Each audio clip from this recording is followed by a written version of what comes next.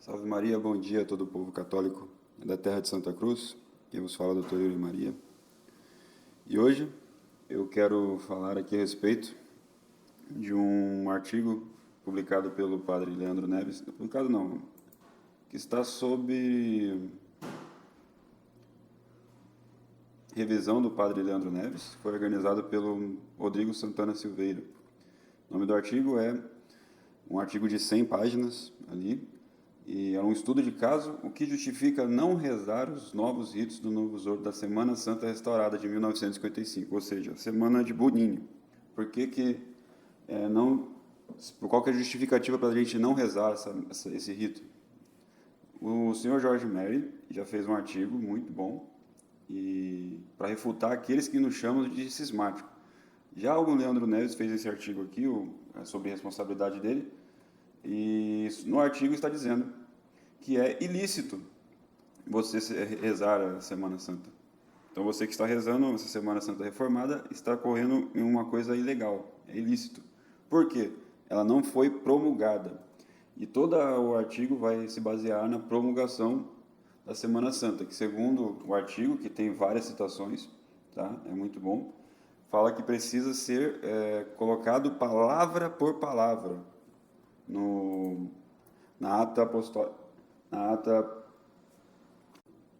na acta Santa Sedes, os atos da Santa Sé. Inclusive, ele cita várias fontes, né? Não só São Pio X, mas também tem o cardeal Merry Deval. Inclusive aqui o próprio cardeal fala a respeito.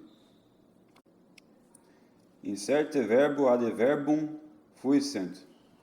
Ou seja, seja inserido palavra por palavra. E como não foi inserida palavra por palavra, não é promulgado daí. Não é uma coisa que foi promulgada pela igreja. O que torna a Semana Santa reformada ilícita. É um artigo bem assim, tem algumas falhas. Eles falam ali que as congregações romanas são como infalíveis, né? Eu não concordo com isso. O Jorge Mary tem várias citações que congregações romanas, para serem infalíveis, tem que ter ali o caráter forma especial, né, do Papa. E já houve, na história da Igreja, promulgações da congregação romana que foram erradas mesmo. Então, a congregação romana não é infalível porque a infalibilidade é intransmissível. Essa é uma coisa do artigo que eu acho errado. E eu também não concordo com algumas coisas sobre promulgação, porque aí vamos entrar na lei que promulga, que precisa de um tempo também para ser uma lei de peso, ter validade, uma lei que não teve que foi uma aceitação dócil da igreja, fácil. Uma lei, para ser uma lei dura, tem que durar, acho que 10 anos, algo assim. Mas não vem a questão, eu não lembro direito. Mas isso aí se pode encontrar em Santo Afonso, da promulgação da lei também. O que é interessante é a resposta de Boffet, né, dos franciscanos de Boffet. Um artigo de 100 páginas foi respondido em 2 páginas. Que até interessante aqui. Paz e Bem fez nos pedido fazer uma pequena avaliação sobre o estudo, o estudo do artigo do padre Leandro Neves, que foi realizado, né? Então ele passa parte ali de uma premissa maior, premissa menor e conclusão. Então ele realmente, assim, premissa maior do artigo: para a promulgação de um novo rito é necessária sua publicação nos atos da Sé Apostólica, de forma que todo o rito, palavra por palavra, seja inserido nas atas. E é isso que realmente provou o artigo. E a premissa é menor: se isso não aconteceu na Semana Santa Reformada, logo esses ritos não foram promulgados. É isso aqui o resumo mesmo do artigo, excelente. Só que o que eles falam aqui, né? Que essa parte palavra por palavra, que seguindo a fonte deles é o próprio Papa São Pio X, está traduzido errado. Está traduzido errado. E por isso não se vale nem a pena comentar esse artigo. O artigo já está com um vício, né? Aí eles concluem que a premissa maior, a mais importante, é supostamente provada com uma tradução errada. Que valor tem todos os raciocínios edificados sobre esse frágil fundamento? Mas é uma coisa evidente que eles não leram o artigo, porque não tem só ali, né? Tem vários outros teólogos que falam a mesma coisa.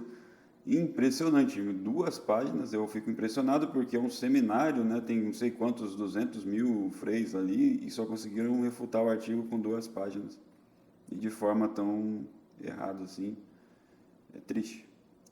Mas isso aí foi o que aconteceu nessa semana.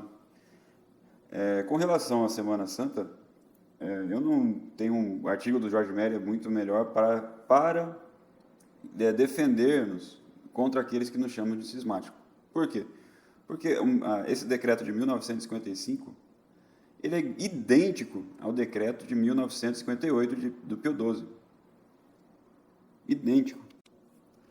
Que é o decreto Instrução sobre a Música Sacra e a Sagrada Liturgia. Que é uma promulgação em forma, assim, é idêntica de 1955. Foi tudo com Pio XII, foi a congregação, é idêntico, idêntico. O jeito dela ia para toda a igreja, tá? E por que eles não seguem essa reforma? Por quê?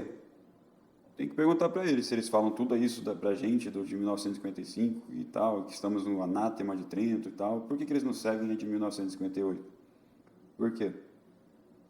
Porque se você não segue, você fala isso, não, tem que seguir tudo que está promulgado por Pio XII, foi Pio XII e tal. Então essa daqui também foi por Pio XII. E em tese todos os fiéis leigos podem fazer tudo que está escrito ali. E é uma coisa escandalosa ali. Os fiéis podem rezar o Pater Noster ali com um padre, entre todas as inovações modernistas que existem. Então é o principal dos argumentos para ir contra esse povo todo, né?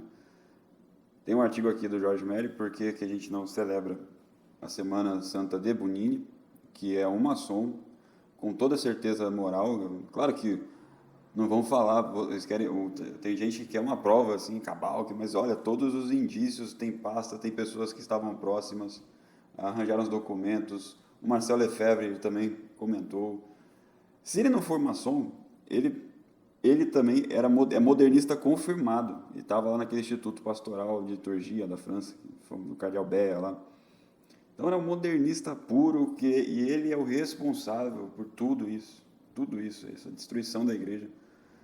E as pessoas hoje estão assim, passando o pano, né? Como dizem as pessoas aí, os jovens, passando o pano pro Bonini, impressionante. Enfim, quem lê o decreto de 1955 e compara com a Mediator Dei de Pio XII, vai ver que é uma coisa oposta uma à outra. Uma coisa é a Mediator Dei, outra coisa é o decreto. Um está refutando o outro ali, impressionante. O decreto mesmo fala que a igreja errou pela Idade Média inteira, a igreja cometeu uma gafe litúrgica. Como pode? Então, o próprio decreto, ele entra em vários anátemas, condenando a igreja, né? Ele condena a igreja que estava errando, porque a liturgia era à noite, que está escrito na oração, né? Ec nox est, eis a noite. Então, para eles, isso aí era um erro grotesco, porque fazia essa oração em pleno dia, né? E essa era a justificativa dos modernos, ficavam rindo, né? Nossa, como esse povo medieval era ignorante. Só que eles não viram que essa oração da noite, ela se referia à noite em que Israel escapou do Egito, e que precedeu a ressurreição de Cristo. Então, é uma coisa em sentido pré-figurado. É como uma metáfora para as trevas do mundo, da escravidão, do pecado, antes da redenção. Não tem conexão intrínseca com o momento em que o sol se põe abaixo do horizonte. Então é uma coisa espiritual, que nunca vai ser compreendido por qualquer um que é naturalista e cético, né? Principalmente maçom. Dentre outras coisas, tem muita coisa aqui no artigo. Muito bom. Mas eu fico aí deixando essa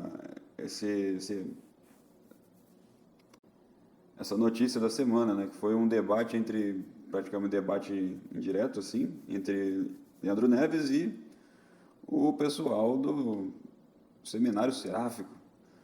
Impressionante. Deixarei os 2 artigos dos 2 aqui e vocês comparem, vocês vejam aí quem que está com a razão, né? Salve Maria, bom dia a todo o povo católico da terra de Santa Cruz.